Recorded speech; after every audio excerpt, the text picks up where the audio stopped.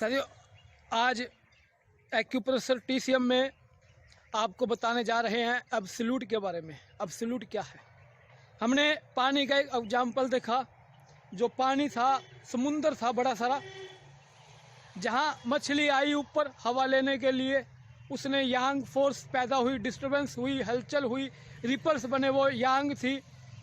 और उसके पीछे पीछे एक और फोर्स था, बल था, जो उसे रोकना चाहता था, ख़त्म करना चाहता था, वो था इन।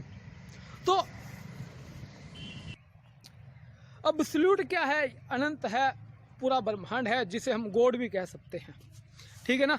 तो आप ये देखो, ये एक पौधा जैसे हम देख रहे हैं, इसके चारों तरफ क्या है?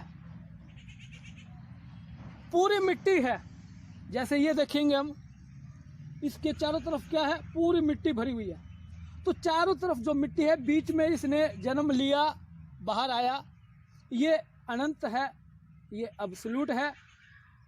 यहाँ से बाहर आया पौधा, तो ये हुआ यांग एनर्जी। जैसे हम और देख सकते हैं, पूरा ये आप देख सकते हैं, पूरा एक छोटा सा, तो इसके अंदर भी पूरा अनंत है, पूरा ब्रह्मांड है। ये चारों तरफ जो मिट्टी है एब्सोल्यूट है, और इसने जन्म लिया पौधे ने, तो ये पौधा क्या हुआ? यांग एनर्जी। जो इन है, इन कहाँ पर है? सोचने वाली बात है।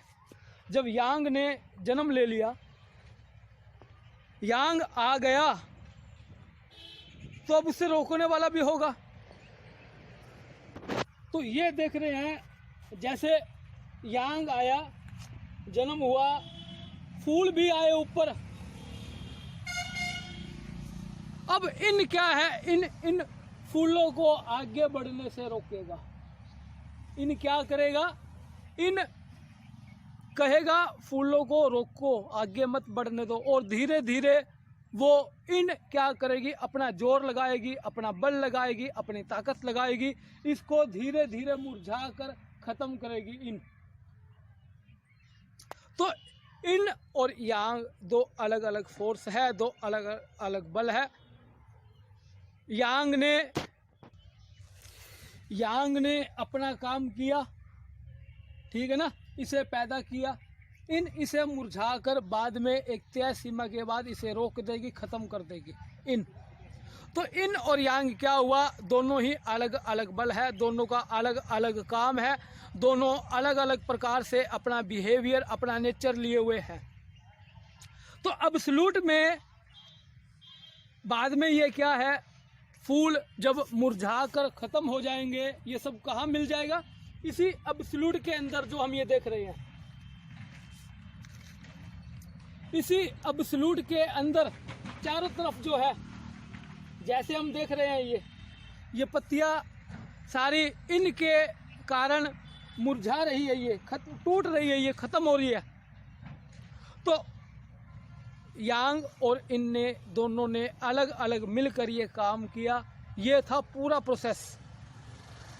जैसे हम और उदाहरण देख सकते हैं, इंसान ने जन्म लिया, जैसे मानकर चलो मैंने जन्म लिया, 40 साल जितनी मेरी उम्र है उतने समय तक मैंने अपना वर्चस्व बनाए रखा, अपनी मेहनत की, काम किया, स्टडी किया, पालन पोषण किया, घर वालों का, बच्चों को बड़ा किया, वो पूरा प्रोसेस किया मैंने। ये प्रोसेस क्या कहलाती है? ये प्रोसेस कहलाती है ची। पौधे ने जन्म लिया, फूल बना, ये प्रोसेस हुआ, इस प्रोसेस का नाम है ची, एनर्जी। यहाँ एनर्जी देखो कितनी हुई। सबसे पहले एनर्जी थी यांग के अंदर। अगर वो यांग नहीं होता इस के अंदर, तो ये पौधा बड़ा नहीं होता, जन्म नहीं लेता, इसके ऊपर ये फूल नहीं लगते, उस यांग एनर्जी अगर नहीं होती। जैसे आप देख रहे हो, अलग अलग पौधों के ऊपर ये लगे हुए हैं फल। अगर ये यांग एनर्जी नहीं होती तो ये फूल फल भी नहीं लगते। तो सारा है ये यांग एनर्जी के कारण।